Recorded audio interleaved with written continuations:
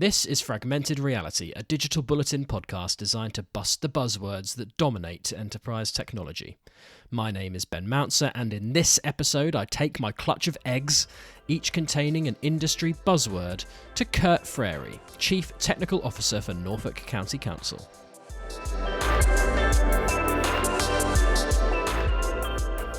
Okay, Kurt, thanks for joining us today. Do you want to dip your hand into the red hat and then pull out your first egg and see what buzzword greets us? Okay, right, I've got a green one here. Let's have a look what we got.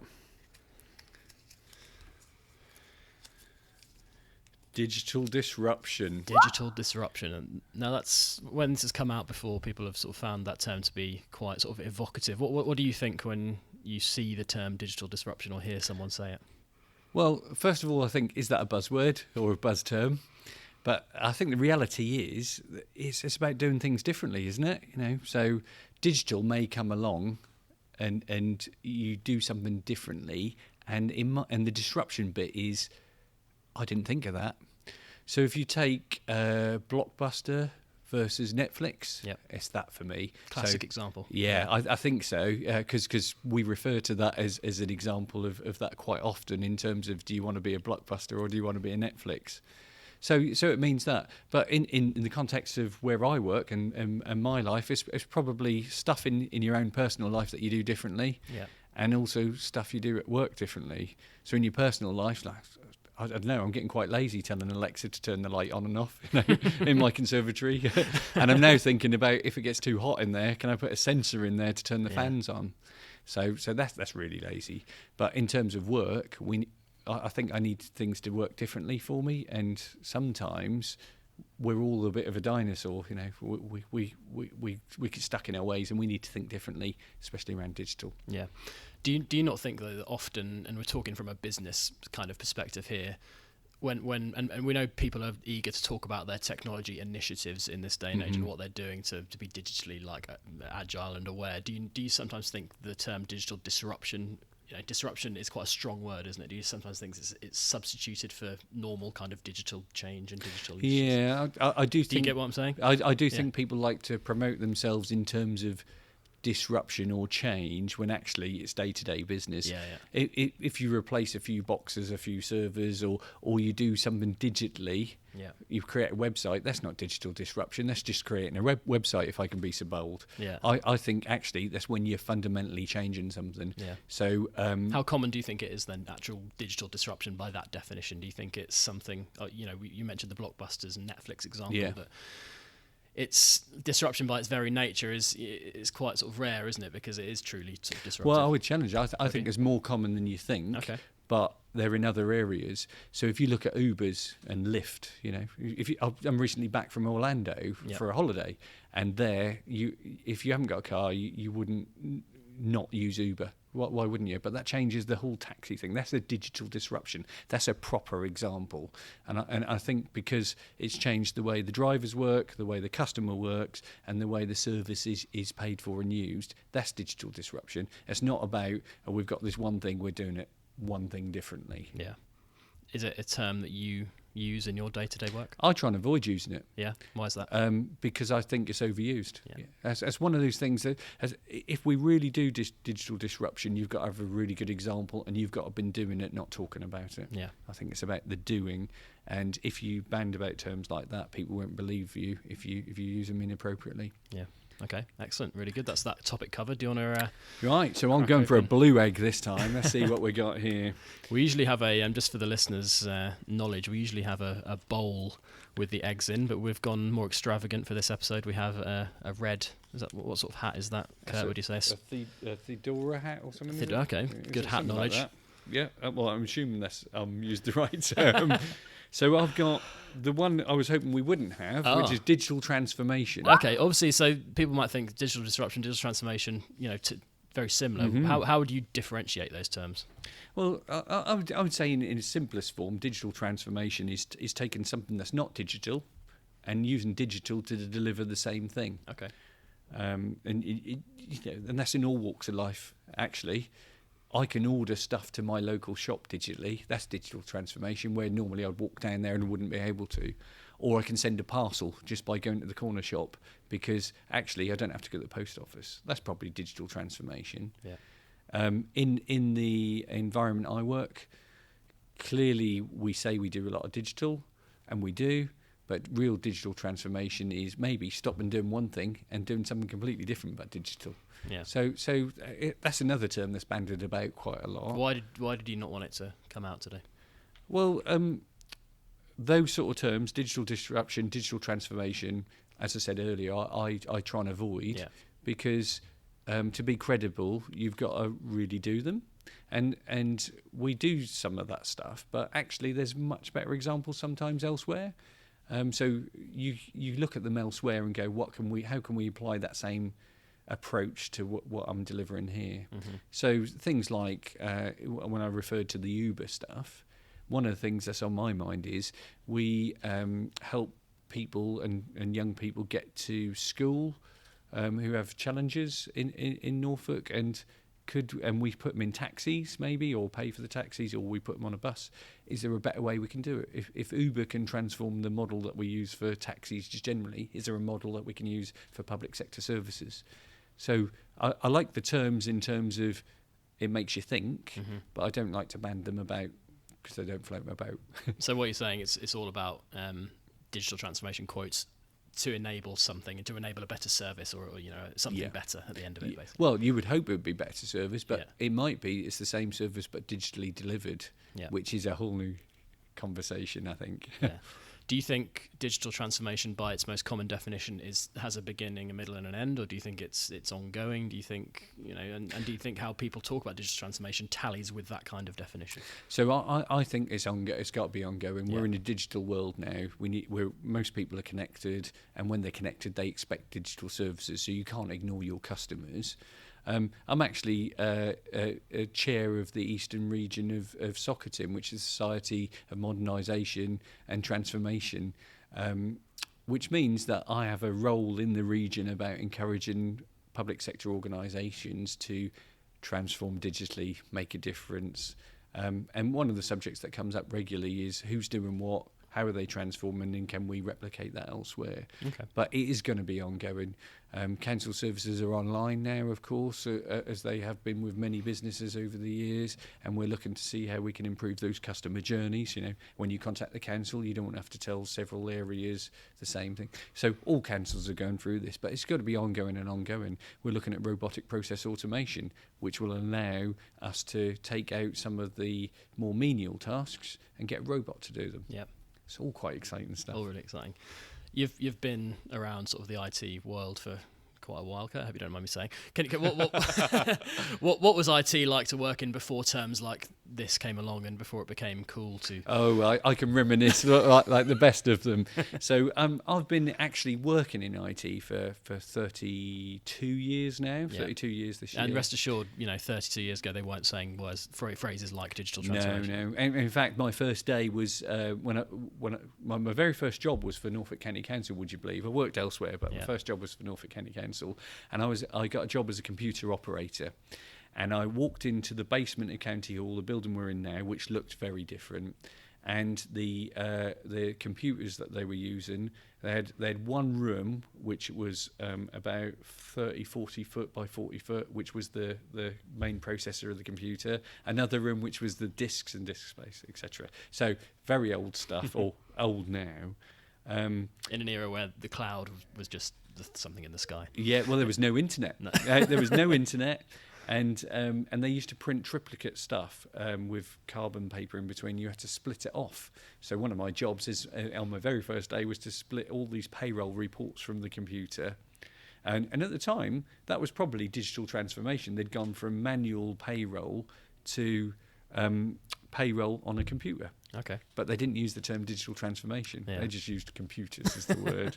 Yeah, I wouldn't want to go back, I don't think. It's fascinating, isn't it? Right, let's go for a third egg. See what okay, we've had blue, we've had green, we're going for pink now. Go for a pink one.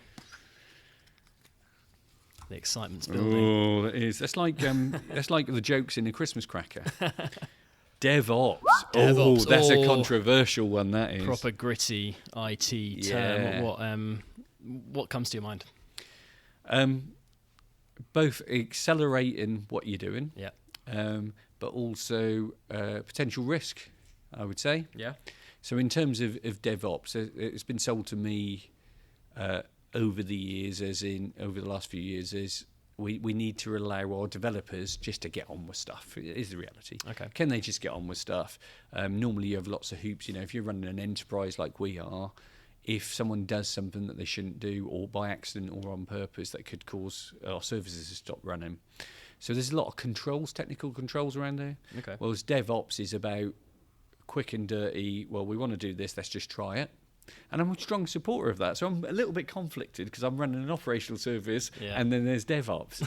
But I think it is the way to go. In every other part of the technical services I run, we're trying to do things quickly, try things out, and do things cheap. And if it works, then put a proper project around it. Okay. DevOps, it sort of supports that. Yeah. However, it's another buzzword, isn't it, in the IT industry? And some people misinterpret or misunderstand and then use those terms differently. Yeah. What do you think it is? Well, I've spoken a lot to people like you, and they kind of have the same sort of answer, really. But what we hear a lot about is DevOps culture, and it's almost a cultural thing, and it's a strategic shift, isn't it? Is that your experience? Yeah, I think it's more of a shift in the way people think. Yeah. So rather than someone take this very simple example, create a website, or want to create a website and then create the website, but then can't publish it because the technical controls don't allow you to. This is more about, well, actually the risk is low. You're just you're publishing information, but actually if it goes wrong you can take it down fairly swiftly, or you're doing something slightly different, like you're publishing a process which is different. Well, as long as you're clear with the people who are using that process that you're going through an alpha or a beta version of that, and they're helping you with that, seems the right way to go. Yeah. Central government are doing it with things like the DVLA stuff. Yeah. That works really well. They say it's in beta. Yeah.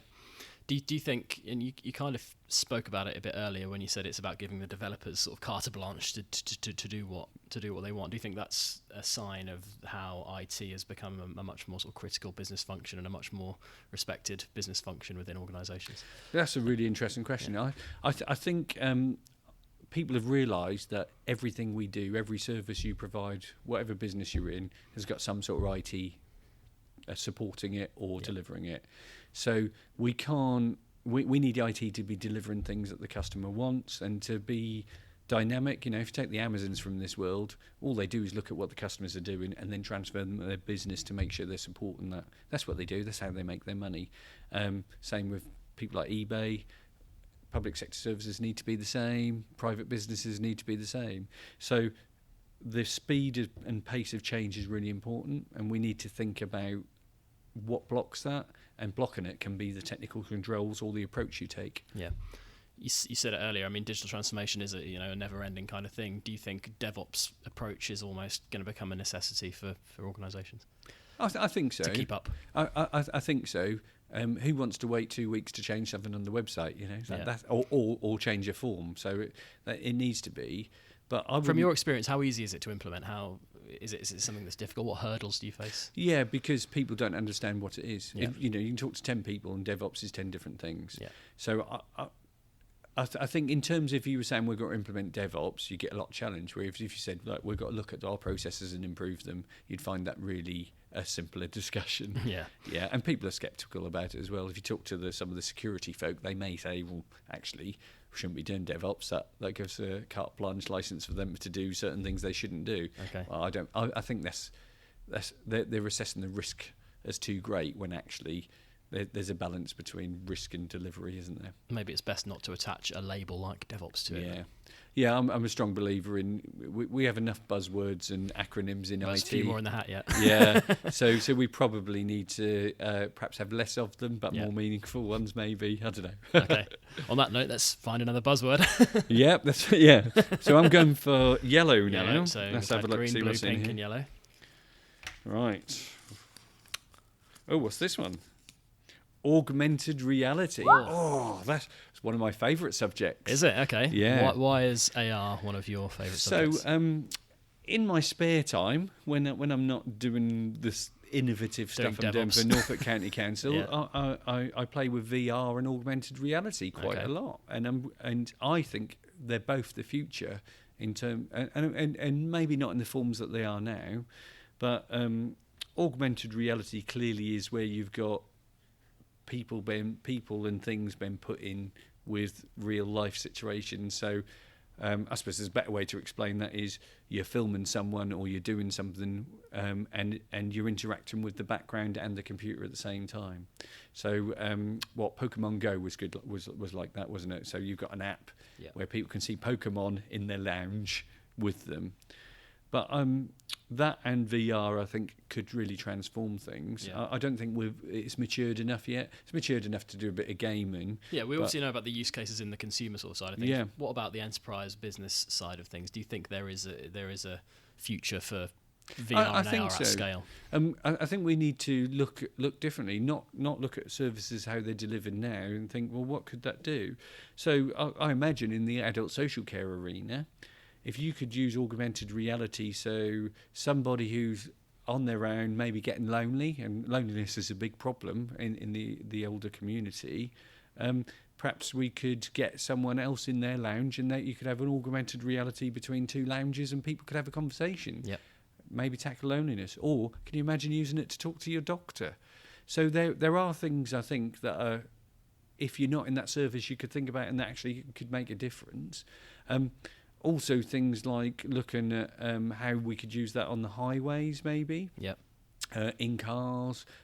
It's bizarre because to think about it, you think, well, that's a bit far-fetched, but that technology's here now. Yeah. And the technology has actually, it's been around. It's obviously virtual reality things have been happening for years, really. Yeah. But the question is, why haven't we bridged that gap from those really fun, cool use cases that you see? People demonstrating at events and that kind of thing, to actually it being used by people in workplaces every single day. I'll question whether some of it's a generational thing. Yeah. Interesting enough, I've got a virtual reality headset at home, and I'll use it. Both for game plan and doing other stuff with it. For instance, you can go on the Apollo 11 mission and fly that and just try and experience it, see what the pilots would have looked, or the astronauts would have seen, and just have fun with it. I've got Shark Tank on there, and I put the headset on my wife, and she says she's never going to use virtual reality ever again. She was never so terrified. So that's really interesting. Different people perceive it differently. Yeah, and a big problem with it is actually motion sickness that people have had. Yeah. They've often it's often been used. The technology's been used in training for certain jobs, and people have found it too disorientating. So we think we've got the answers there. Our schools team, who go into schools and show them technology and help them with lessons, have a load of virtual reality headsets, but they're ones that you don't put on your head, you hold up against your head. Yeah. And we took that to the Norfolk show last year, so to encourage young people and businesses to come and see what we're doing. And we got some people from all generations using it, and they found that actually they were more comfortable just holding it up to their eyes. So that made a big difference. Yeah. And now we're looking to see if we can use it for museum exhibits in the Castle Museum in Norwich. Okay. One of our ambitions, and I don't know how real it is yet, is could you stand on the battlements of the castle, look at Norwich, and then put a VR headset on and see it 100 years ago, 500 years ago, or whatever, because it's a Norman castle. We could do that, but then you could do augmented reality as well. And mobile phones and devices with augmented reality in particular, they've got a role to play in the future, haven't they? In seeing things through a fixed augmented reality technology on a mobile phone.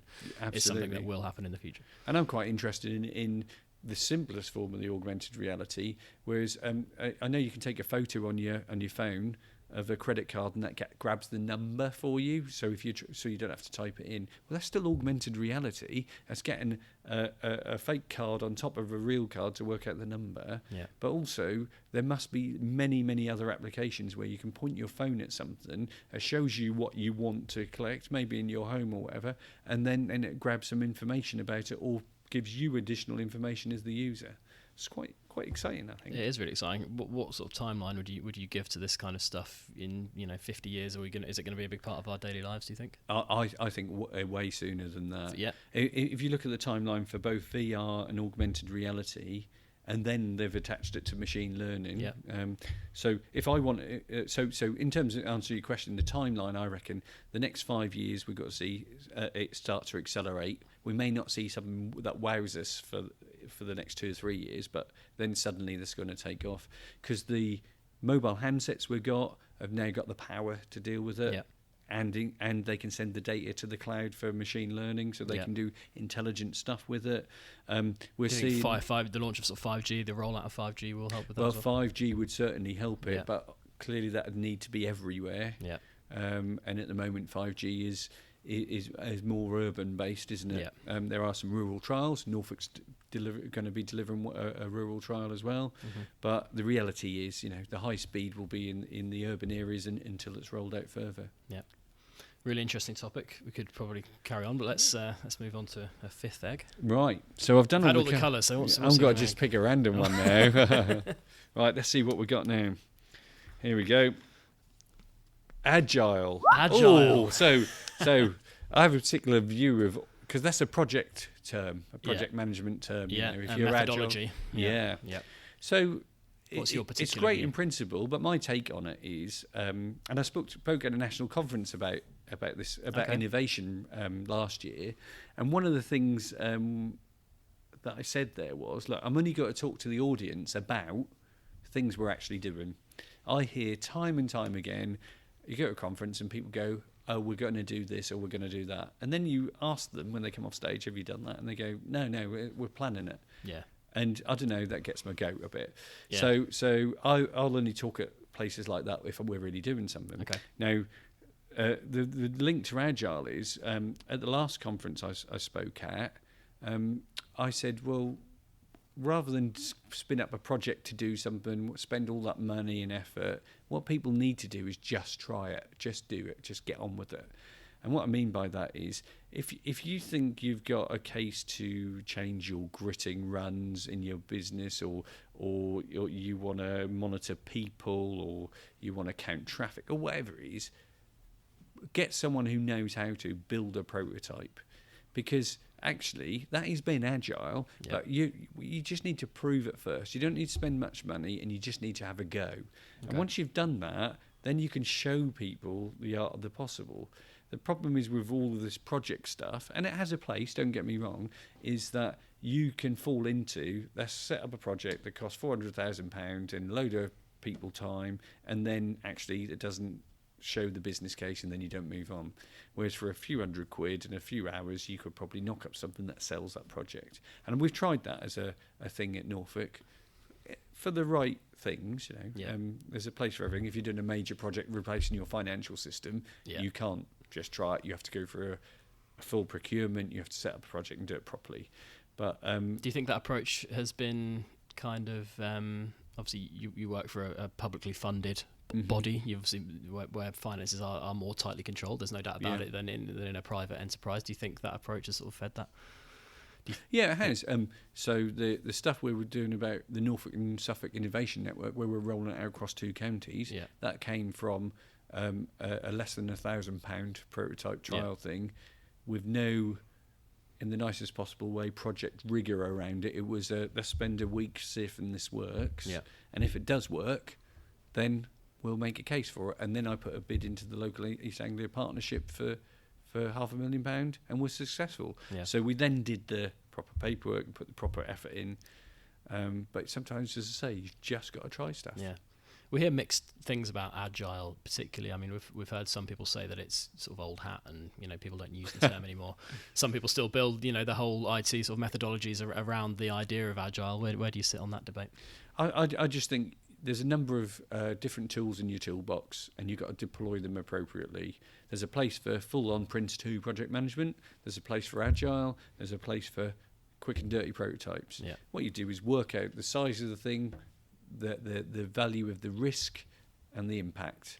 So if to do a trial is peanuts and a few hours, and if you don't get it wrong or don't prove it, it doesn't matter. Just get on with it. Stop wasting time on trying to put all this governance and framework around something that you may never do. Yeah, absolutely. I think we've got time to hatch one more egg, Kurt, if you're up for it. I was hoping to find a little chick or something in these. Or some chocolate or something as a treat. Yeah, chocolate. What have we got here? Chatbot. Chatbot. Oh, Do you like using chatbots? I'm smiling because I actually do. Yeah. But I'm a bit naughty, so. Okay, explain. So yeah.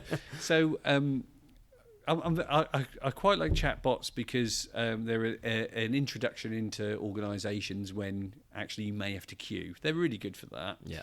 But also being from the techie world, I'd like to see if I can break them. So if you get on any major brand that's got a chatbot, I wouldn't name particular ones, but if you get on there and they go, how can I help? And you go, well, I help with my billing or whatever, and they can't help you, that really annoys me, and that probably annoys the general public too.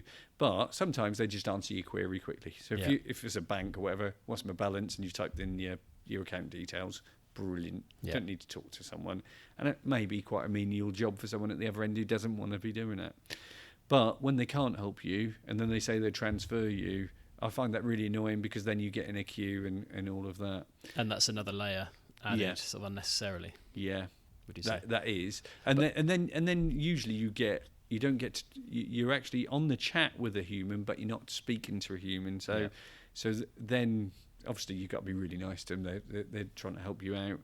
But usually you can use that to your advantage. Why do you think companies give them names like Barbara? Or to try and trick people to thinking that it's actually... I'd rather, as a user, I don't know about you, just know that you're talking to a chatbot. Say, I'm a chatbot, I'll try and help you. If not, I'll put you to a human. And some organisations do go down that route and make it clear, but others do try and humanise them. Yeah, I think humanise them is probably the wrong thing to do. Yeah.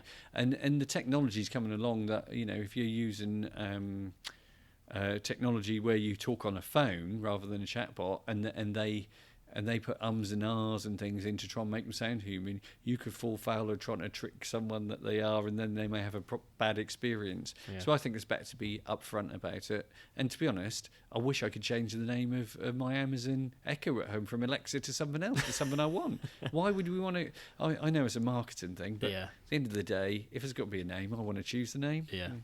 So chatbot is chatbot. Yeah. So just looking to the future of chatbots, obviously we know the technologies of underpinning them, the AI that is obviously going to improve and get better over time. Do you think they will get better as a service? They're using machine learning in the background to take things you say, learn from the other interactions they had, and give you a better response. Yeah.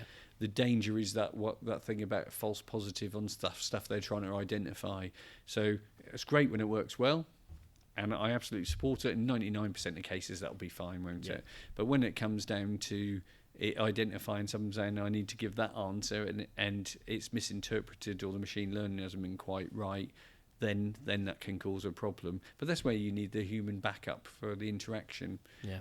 But I am a strong supporter of them. I quite like them. So if at midnight I can't sleep and I want to sort out my Now TV account, I can do that on a chatbot. And actually, that's really convenient to me because sometimes I can't do it during the working day. Excellent. No, I think that's a good topic to finish on. Nice light one. We've covered some deep sort of IT methodologies as well. Kurt, thanks for your time today. Yeah, thank you.